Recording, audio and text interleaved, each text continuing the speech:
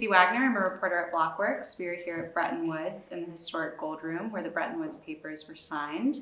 And I'm joined by Jurrien Timmer, who is the Director of Global Macro at Fidelity. Thank you for joining us. Great to be here. Thank you. It's been a great conference so far. I'm sure you've heard a lot of our wonderful panels. And I wanted to start with a question that I'm sure you get quite often about the current state that we're in. Are we in a period of overvaluation? Are we in a market bubble? Yes, the answer is there's clearly asset inflation going on.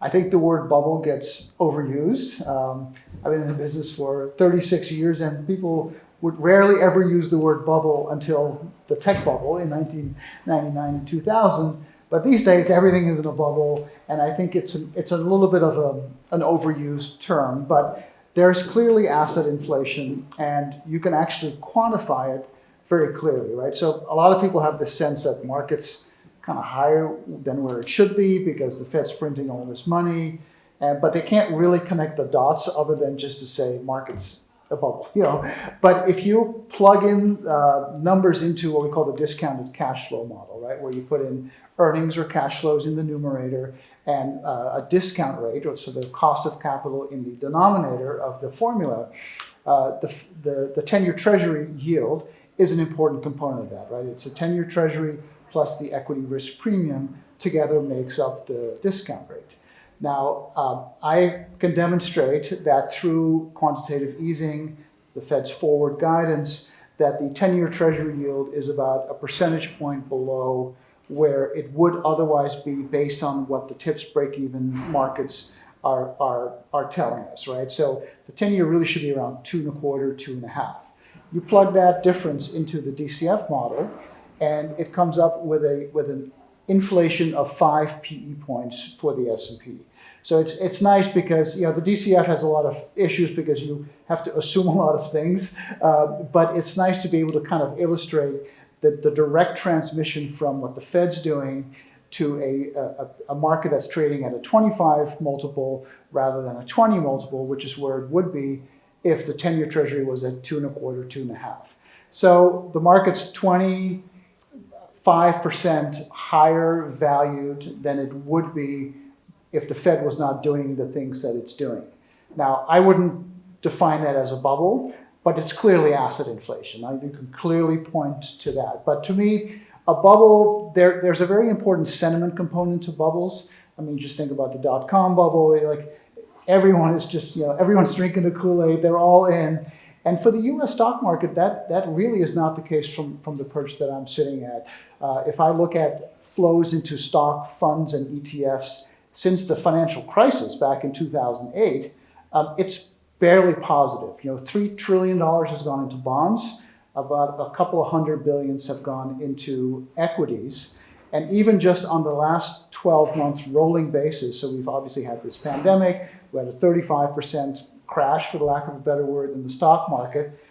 12 months later, the net flows over that 12 months are only now getting back to zero from being very negative. So right. I think the public is not really participating in the stock market to the extent that you would think if this was really a bubble. You mentioned equities. What other areas are we seeing asset inflation, housing, commodities? What are you watching? Well, obviously, the bond market, it's an inverse form of asset inflation, right? If the 10-year treasury should be at 2.5 and instead it's at 1.35, that's an asset inflation as well. And, you know, the bond market at these low levels of interest rates is highly convex, right? So the difference between going from a 2% yield to a 1% yield has a lot bigger impact on the portfolio, on a bond portfolio, than it would if we went from 10% to 9%. So that's the whole convexity dynamic. And so the bond market has gotten inflated when it went from 2.5 to 1.5, or from 2 to 1, and even a year and a half ago it was at 0.5%. So that has a huge impact on a bond portfolio. And coincidentally, that convexity translates into the stock market as well, right? So, you know, a move from a discount rate, let's say from 5 to 6, means a lot bigger difference for the PE ratio than if it went from 8 to 9. So we're seeing this impact, this kind of asymmetric impact of lower rates from already very low levels, it's quite profound. And that spills over into, obviously, the corporate bond market because that's based off of the risk-free rate as well, plus the credit spread.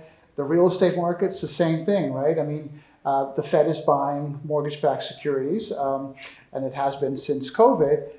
That has a transmission effect as well. There's been a mortgage refi boom, but they have been cash-out refis. People are refinancing at lower rates and taking cash out. So it's another form of stimulus. So again, I don't want to call any of them bubbles, but the asset inflation, it creeps into everything. And the only place that it hasn't really gotten into, ironically, has been gold, even though that would be like the first thing that would leap to people's mind. But we're like at 1,700, 1,800.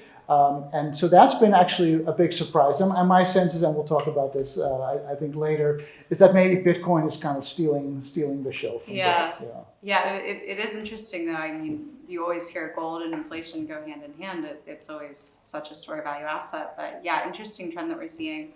I wanted to ask you about financial oppression, and I've heard you talk about it before. What periods of history do you look toward to kind of reveal things about this trend? Yeah, so the most important analog, and we've heard several speakers already talk about this, is the 1940s, right? So the Fed gained its independence in 1951, in no small part stemming from the experience of the 1940s, where the Fed was essentially forced to monetize the war debt, right? So from 1942 to 1946, federal debt went from, I think, 37% of GDP to 116% of GDP. The Treasury basically told the Fed, we need to pay for this, you got to monetize it. So the Fed actually increased its balance sheet tenfold during that time. Small amounts, right? I mean, it was only a fraction, a much smaller fraction of GDP than it is now. The Fed is now at 36% of GDP in terms of its balance sheet. It was a fraction of that back then. But in addition, the Fed kept its policy rate, which back then was the discount rate, very low, 1.5%. It actually capped T-bills at 0.3%, and it capped long-term treasuries at 2.5%, even though from time to time inflation would go to double digits. So that is financial repression really in its purest form. You repress rates very low. Inflation during the 40s was, the overall inflation rate was about 5.5%. And long bonds, long treasuries, during that period from 42 until 51, when the Fed became independent, had a compound annual growth rate of about 2.25%, so half the inflation rate. It also had a volatility of about 2%, which is extremely unusual, right? Right now, the volatility of long-term government bonds is about 11, which is more in line with where it would be. So the Fed completely took the volatility and the return out of the bond market, and on a real basis, of course, it was a negative return of 2-3% per year for almost 10 years. And so that is my financial repression playbook. Obviously, the circumstances are different. We're not in a world war, although we've heard some conversations about a world war of a different type. But obviously, the U.S. and the rest of the world has a lot of debt. We're at about 140% of GDP right now.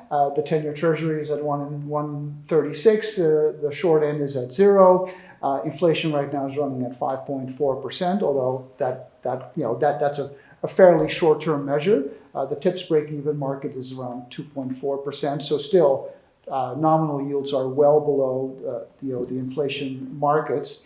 So that's financial repression. And what's interesting is that I think the intuitive response to hearing that is that it's kind of like a beach ball that you try to keep underwater. Like it doesn't want to stay there. It wants to pop up, right?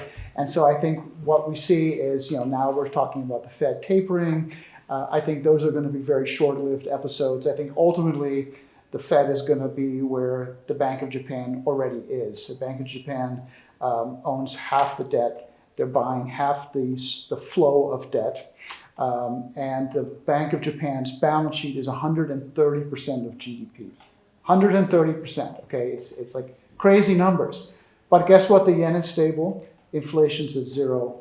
The long JGB, so long-term Japanese government bonds, have a volatility of 3 and a yield of 0 and a real yield of 0. And so I caution against kind of this almost like a knee-jerk reaction saying this is all going to go to hell because the Fed is manipulating the system and it can't possibly work. I'm not so sure that that's the case. And even after the 40s, in 1951, again, Fed became independent. It was left to do monetary policy. It was left to do it their way. And for a decade and a half, we had very low inflation, high prosperity, low interest rates. I mean, long-term treasury yields were like 2% for over a decade. Different world, different era, of course, different dollar standard. But it's still, to me, it's a cautionary tale to not immediately leap to the conclusion that this is all going kaput, basically. Well, in this current environment, we're experiencing negative real yields. Inflation, as you said, is running hot. We're not really sure how long that's going to last. What does asset allocation look like today? Where should investors be putting their money? And I have to ask, gold or Bitcoin?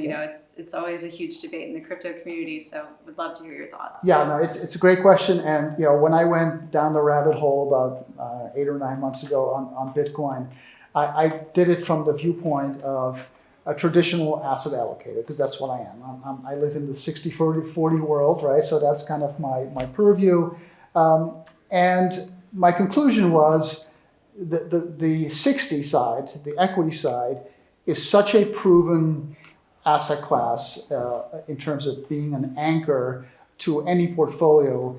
It's compounding magic, right? You're compounding 10, 11% per year.